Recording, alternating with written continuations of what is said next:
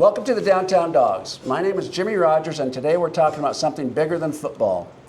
The gentleman sitting next to me is a successful businessman, a University of Washington graduate, a former Husky football player, a father of 4, and the managing partner of More Partners in Seattle. But the reason he's here today isn't to talk about commercial real estate. He's here because he cares. He cares about the future of our children. He cares about former athletes who are struggling in silence. He cares about families who have lost loved ones to the effects of CTE. Spencer Marona has helped lead the University of Washington's efforts in the race to end CTE, bringing together former athletes, families, caregivers, and supporters in an effort to advance awareness, research, prevention, and treatment. This conversation isn't about wins and losses. It's about quality of life. It's about protecting future generations. It's about making sure that those who need help know they are not alone. Spencer, welcome to the Downtown Dawgs. Thanks, Jimmy. Thanks for having me on. How are you today? I'm doing really well, thank you. Good. We're going to dive right into it if you don't mind. Well, okay. let's do So, it. what Let's do first it. motivated you to become involved in the fight to end CTE? Really, my challenges with mental health and substance use issues, particularly alcohol. I went down I always had a problem with binge drinking.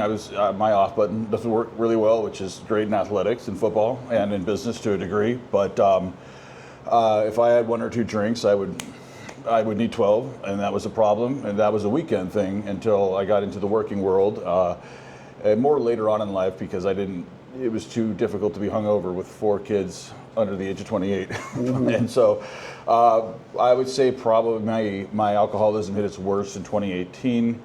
And ended up in rehab in 2019. Was the best thing for me. I am divorced. I'm happily divorced.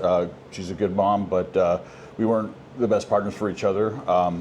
My kids are starting to come back into my life, but I went through a period of not having my kids in my life. But to answer your question and going back to that, a lot of the symptoms of CTE really parallel alcoholism. And my brother was concerned, my dad was concerned. And so there was this transition going through of figuring out, do I have CTE or not? And you don't know until you're post-mortem. But that intrigued me to get on concussion and CTE. There was the Concussion Legacy Foundation. They've since become the Concussion and CTE Foundation. And Dr. Chris Nowinski, one of the co-founders, reached out to him, and he gave me hope that he thinks I'll be a comeback story. And I think I am, so I'm pretty proud about that. But that's what piqued my interest. Okay. Now, for people hearing about the term CTE for the first time, what do you want them to understand? CTE is preventable. A lot of people don't understand that. The CTE is not only is it preventable, but it is. It's not just a football thing. We have an epidemic happening right now with traumatic brain injuries, whether that be football, soccer, rugby, lacrosse, hockey, military, domestic violence. I can go on down a list of things. There's actually been several cases where someone has died in postmortem. They've checked to see if they've had CTE, and they did, and they were never diagnosed with a concussion. So a lot of people think that it's strictly from concussions. Those help. Those make a major impact. Don't get me wrong.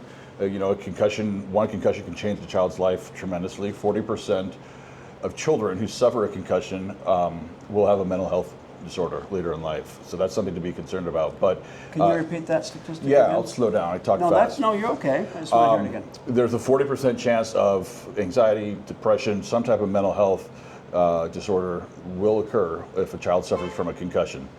A lot of people aren't aware of that. 40%. Yeah, 40%, and it really comes to RHI, repetitive head impacts. Excuse me. Okay. So it's the repetitive boxing, linemen, over and over and over. Those are little subconcussive hits. Well, why is the age of the first exposure to repetitive head impact so important? That's major. That is a great question, and it's really important because our brains developed. Really, for the male brain, the brain isn't developed according to neuroscience until about the age of 26. Women, it might be a little bit younger than that. Obviously, the more head hits to your head, the more substances you use when you're younger, it's going to take a little bit longer to develop.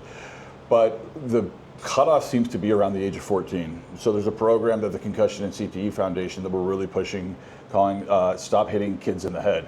That's for football. Brett Favre's behind it. Bruce Rees is behind it. There's a number of professional athletes behind it. For soccer, it is no headers under the age of 14. It's a major issue. That's the first I've heard of that. Yeah, so it's a major issue. Brandy Chastain's behind it. The female brains develop differently than the male brain does, and they're more in terms of the age. in terms of the age, yeah. Yeah. But the way, and I'm not a doctor, I'm not a neuroscientist, so I can't totally get into, I'm not going to sound very intelligent if I try to speak about the science behind it, but essentially the myelin in your brain, the way it develops, there's a lot happening between just the ages of 12 and 14. Okay. You also have a pretty big difference with puberty, right? So you have some kids who are growing, look like they're in high school, some who haven't really even hit puberty yet, and they're running into each other. And this isn't just on the football field. This is in soccer, going up for headers. This could be basketball, falling on the court. So it's a pretty big draw on the line there at age 14. Now, what are some common misconceptions parents have about youth football? My kid won't get CTE.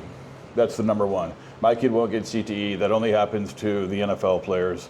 The problem with that is when the movie Concussion came out that Will Smith was in, really hit the media, hit it big, and CTE is not new. It's been around for a long time. I forget what year it was actually diagnosed, but it was from boxers. They called it punch drunk. Yeah, and, right. What the media kind of took off of that, and then it went down. The study came out that almost about more than 100 NFL players' brains who had been examined had CTE. Well, there's a lot more than that. We have kids in high school, in their early 20s, taking their own life, and then later diagnosed with stage 2, stage 3 CTE. There isn't a science right now that actually says why some people are getting symptoms earlier than others. We're still trying to figure that out. We're hoping in the next couple years, maybe hopefully less than 5, I would say probably 3, that there will be enough biomarkers for someone to be alive to have CTE diagnosed. We're just not there yet, but we're getting there. Sounds like there's so much room. There's so much grow. room. Yeah. Now, what are we often hear about concussions? How important are the repetitive impacts that occur even when a player is never diagnosed with a concussion? Oh, huge, and I kind of touched about that earlier. I want to say I'm not anti-football. I mean, it's part of my identity. It's where I love going to the games. I'm a season ticket holder. I believe purple and gold like you do. But what I'm an advocate for is policy changes. There's no reason right now to have kids having repetitive hits to their head. Really anyone, but particularly kids under the age of 14. I mean, I would tell parents, if you're going to have your child play tackle football, I can save you money. You bring him over, and I'll kick him in the head about 10 times, because that's what's happening. And it doesn't matter what their weight is, their body weight is. A 6-year-old with a helmet on is equivalent to an offensive lineman wearing a 35-pound helmet. Is that right? Yeah, it's the bobblehead effect. It's awful. So the repetitive hits to the head, that's really what drives CTE. It's not just, they're both, don't get me wrong. Okay. But that's overlooked a lot by people who aren't really involved in following in science. Okay. Now, the University of Washington team is participating in the race to end CTE. Can you tell us about that event and why it matters? Sure, absolutely. So this will be our 3rd annual one this Sunday, June 7th, 11 a.m. at Montlake Playfield. And it's a really cool event. It's the biggest fundraiser that they do. The Concussion and CTE Foundation is based out of Boston, and they're tied in with Boston University. So that's where the brain bank is. That's where people donate their brains, along with the VA, the veterinary, almost the veterinary clinic. The vets. Thank you very much. I got you. But this is our 3rd annual one, and third annual. Yeah, it's our 3rd annual. I didn't hear about the first 2. Well, that is probably marketing on my end that needs to improve. Well, here we go. Let's make it happen. No, it's totally. This is huge that it's happening. The first one, I'm a co-captain with Allie Kramer. Her dad, Bruce Kramer, was a legend back in the 60s for University of Washington. Sure. Just a phenomenal player, all around great person. And they had Bruce diagnosed after he had passed. He had some dementia, and they saw that. Sorry, Ali, I think it was either stage 2 or stage 3 CTE, which is basically advanced onset, it's dementia. But CTE can also spin off into other things such as Parkinson's, and I won't really get into that now. But as far as going back to the race, we are competing against more than, I want to say 40 teams, but 30 other universities. So it could be, West Point, Harvard. Exactly what is the event? Oh, yeah, I'm sorry. So the event's a 2K walk. Okay. No, I'm sorry, it's a 2-mile walk. 2-mile walk, and what time does it start? Starts at 11 a.m. Starts at 11 a.m. and where? At Montlake Playfield. Montlake Playfield. Okay, Montlake Playfield. Montlake Playfield's right around the corner. It's on the cut. It is right underneath the bridge almost. Oh, okay. Yeah. So there's the Montlake Community Center. Okay, Yeah, gotcha. it's the same park. Okay. Yeah, I think it is 1170. And we'll put a link up there with the Great. interview to make sure everybody knows where to Perfect. go. And all the directions are on the fundraising page, Sure. et cetera. And should they be there early, or what time should they be there? Be there, between 10:45 and 11. They do Okay. need anyone participating, even though it's a walk, just to cover bases, do need to sign a waiver. But we usually have family members that are there, and it's not just this year we're honoring 10 former Huskies who have all been diagnosed with CTE postmortem. Okay. And the list of names that are on there, I won't remember them off the top of my head. That's okay. Why is it so important to share the memories? To keep them alive. Their legacy is, you have someone who's Nate Fellner, who died at the age of I want to say 29, but I think that was his number. But Nate Fellner died at a very early age, just a couple of years ago, took his life by suicide. Anybody on your team? No one on my team specifically. I can tell you that, in the list of 10, I'm sorry. Yeah. Yeah, no. Jim Lambright's one of them. Okay. As well as Rod Jones is on there. Rod Jones is on there, okay. Yeah. And then a list of others that are a little bit older. Okay. Well, yeah, we're competing against 30 other schools. Now, someone does, in order to... How are we competing? Whoever raises the most money. This actually started back in February, but I'm not interested in doing a 3 or 4 month long campaign to do a fundraiser. I just think that would be a bit too much. Okay. But I say that in that if someone wanted to participate, for example, one, they could make a donation, which would be great. Any amount helps. But they could also do a 2-mile walk, bike, swim, run, climb, whatever the heck they want to do. Take a picture, and it's really about awareness right now. Okay. So we have team members, for example, like my mom, who lives in the Bay Area. Okay. She'll do a 2-mile walk. She won't be there on Sunday, but she's still part of the team. She'll send a picture in. Yeah. Okay. Yeah, great. exactly. So that's if you have Huskies who live abroad. It's all about awareness. It's about awareness. Right. Right. Okay. Now, what resources are available for former athletes and families who are concerned about their people having symptoms? Great question. We actually do have a University of Washington, I think it's called the CFL helpline. Okay. Concussion, it's the CFL helpline or the CLF helpline. It's the CLF help, because it used to be Concussion Legacy Foundation. Okay. But it is a helpline that is confidential. So is it CLF or is it CFL? CLF. CLF, okay, Yeah, gotcha. it's the CLF hotline for University of Washington, Okay. where someone can reach out with questions, concerns, a family member can on their behalf, and they can be directed to a local professional that can help them out. You can also reach out to me, and I can send you in the right way as well. Okay, now I called that helpline, and they said, reach out, you are not alone. Why is this message so important? I love that question, and it's a sad question, because I think I've had maybe more than a dozen, probably up to 18, either former team members or family members who've reached out to me specifically to say that they're concerned, they're seeing signs that something's not working right with their brain. I mean, we're all getting older. I'm 46. I know my brain isn't nearly as sharp as it was when I was younger, but there are other symptoms out there, and there's a stigma that comes with CTE, and I had a hard time with this at first. One of the reasons I wanted to be vocal out there about this is because I know that I have some struggle with my short-term memory. I don't have rage and fits and things like that. Alcohol definitely helped getting rid of that as far as being angry and short-fused. But in general, there's something that just isn't right every now and then. I like to bed rot.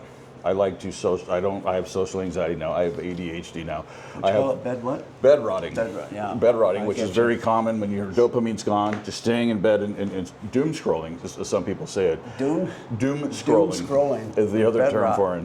And that is an activity that I hate that I like. I like because it's hard for me to be around a lot of people. Yeah. I was at my daughter's graduation last night, and I was kicking myself, thank you, for not having earplugs, because I can't be in a gym now with really loud noise. Those are symptoms that aren't that big of a deal, right? It's the depression, it's the apathy, it is really the withdrawal that we have to be afraid of. So these are obviously signs people are not alone. that families should be looking for also, right? Totally, Yeah. totally. And I was gonna go back to the challenge with that is if someone says I'm struggling with CTE because of the lack of awareness and education, people often, not everyone, will automatically say, Jim's crazy. He might be suffering some CTE. He's not all there, and then that's not fair, because if you are getting rid of substances, you're eating healthy, you're doing things that you should be in life, the symptoms are manageable with the right guidance from a doctor. They are. Okay. If you could change one thing about youth sports, what would you change? No tackle before the age of 14. No headers in soccer before the age of 14. What gives you hope in this fight? Ali Kramer and Chris Nowinski have been down, I know, to the California State, at least to the Capitol, and they were presenting. So it's happening. There's movement happening.